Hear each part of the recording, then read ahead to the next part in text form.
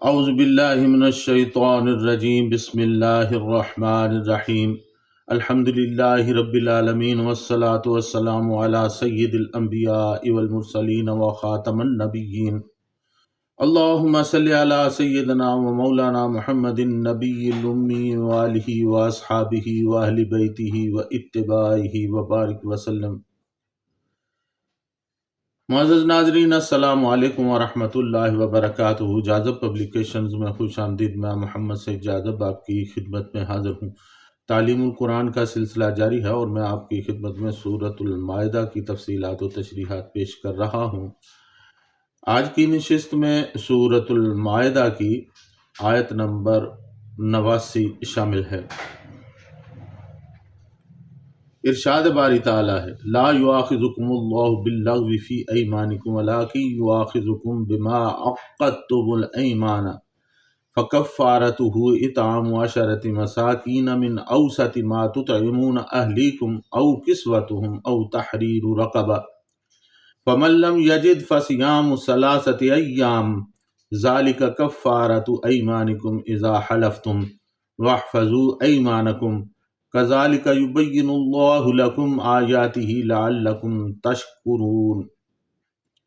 اللہ تعالیٰ تمہاری فضول قسموں پر تم سے باز پرس نہیں کرے گا، اور لیکن ان قسموں پر تم سے باز پرس ضرور کرے گا جن کو تم پختہ کر چکے ہو، اور اس کے توڑنے کا کفارہ یہ ہے کہ 10 مسکینوں کو اوسط درجے کا کھانا کھلایا جائے، وہ کھانا جو تم اپنے گھر والوں کو کھلاتے ہو، یا پھر انہیں کپڑے پہنائے جائیں، یا پھر غلام آزاد کیا جائے، اور اگر ان میں سے کوئی نہ پائے تو وہ 3 دن کے روزے رکھے۔ یہ کفارہ ہے تمہاری قسموں کا جب تم قسم اٹھاؤ، اور حفاظت کیا کرو اپنی قسموں کی۔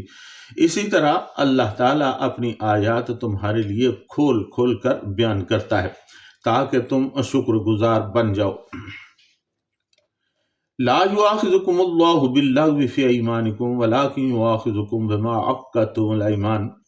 اللہ تعالیٰ تمہاری فضول قسموں پر تم سے باز پرس نہیں کرے گا، اور لیکن ان قسموں پر تم سے باز پرس ضرور کرے گا جن کو تم پختہ کر چکے ہو۔ ناظرین، ایمان جمع ہے یمین کی، اور یہ یمن بمعنی برکت سے ماخوذ ہے۔ اس کی وجہ یہ ہے کہ چونکہ قسم سے بھی حقوق محفوظ ہوتے ہیں، معاہدے پورے کیے جاتے ہیں، اس لیے اسے یمین یعنی برکت والی چیز کہہ دیا گیا۔ لغات القرآن کے مطابق یمن سے ایک لفظ الیمین بھی ہے جس کا مطلب دایاں ہاتھ ہے۔ یمین جمع ہے ایمان کی، جس کا مطلب ہے قسم۔ یہ اس لیے کہ عرب لوگ قسم کھاتے وقت اپنا دایاں ہاتھ دوسرے کے دائیں ہاتھ پر مارتے تھے۔ یمین لغوی طور وہ ہے جس میں قسم اٹھانے کی نیت نہیں ہوتی،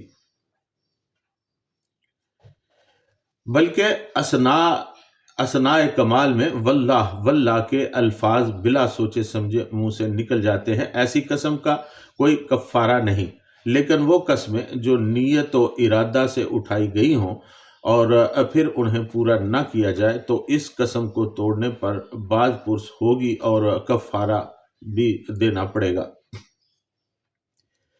ناظرین، گزشتہ آیت میں بیان ہوا تھا کہ صحابہ کرام رضی اللہ تعالی عنہم کی ایک جماعت نے چند حلال چیزوں کو اپنے اوپر حرام کر لینے اور دنیا سے کنارہ کشی اختیار کرنے کی قسم اٹھا لی تھی۔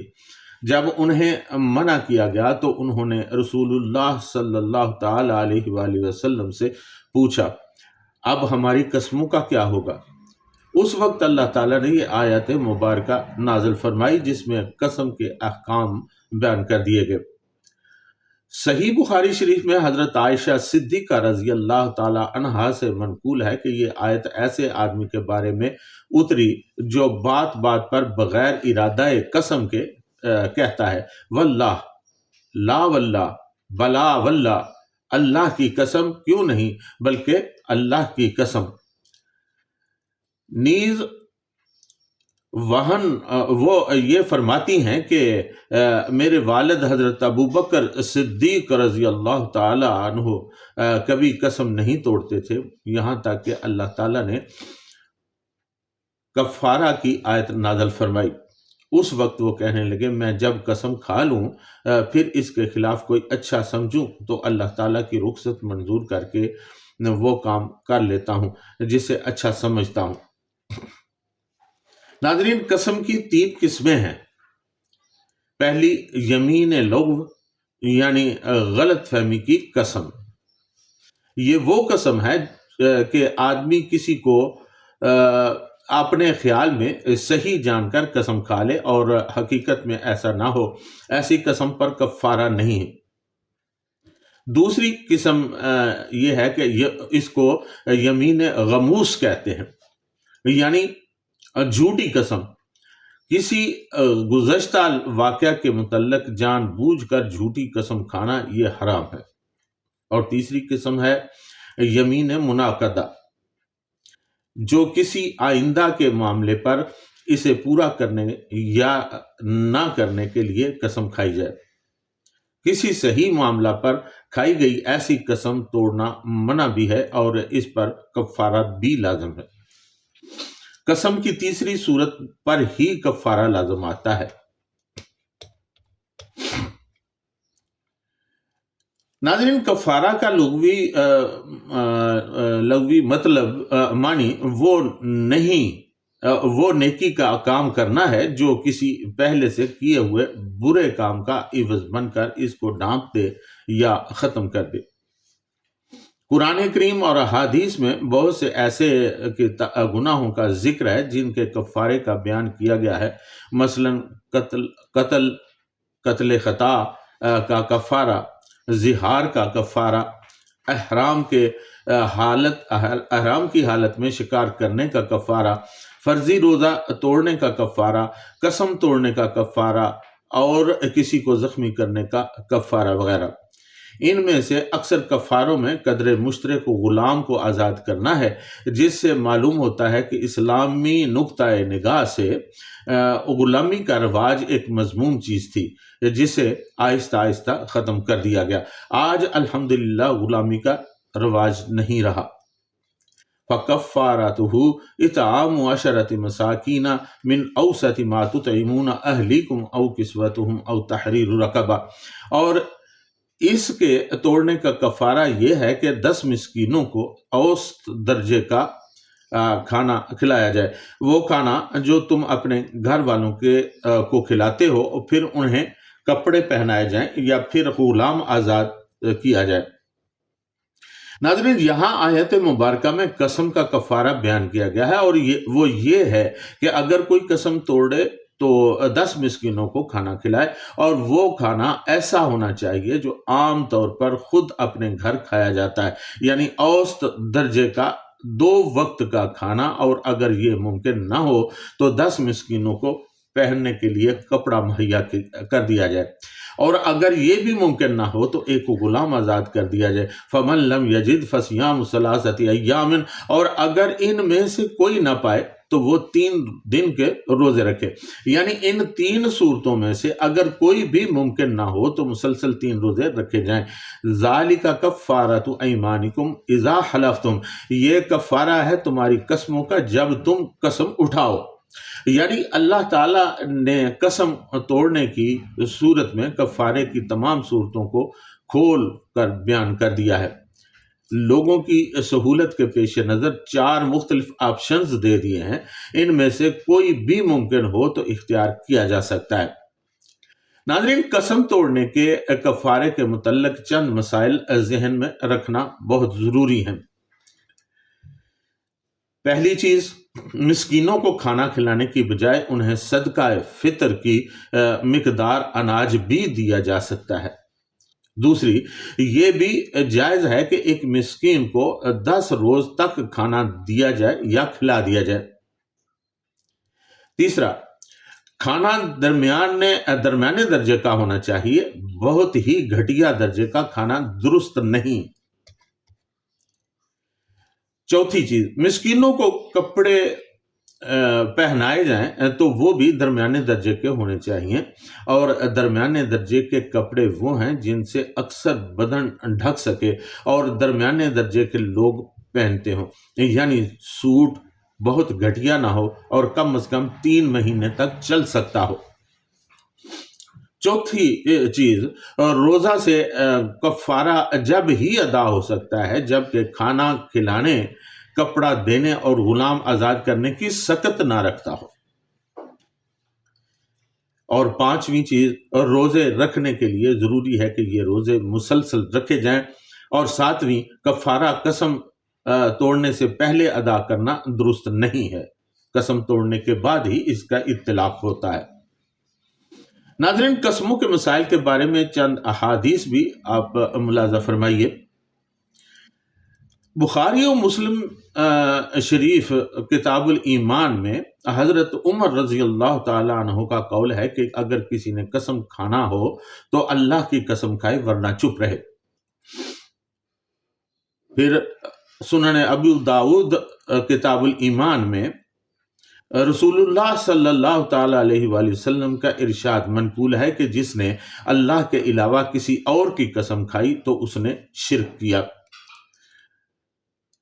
سنن ابو داود کتاب الایمان کی ایک روایت میں یہ بھی ہے کہ رسول اللہ صلی اللہ تعالی علیہ وسلم کا ارشاد نے فرمایا کہ نہ اپنے باپوں کی قسم کھاؤ، نہ ماؤں کی اور نہ شریکوں کی، اور اللہ تعالیٰ کی قسم بھی اس وقت کھاؤ جب تم سچے ہو۔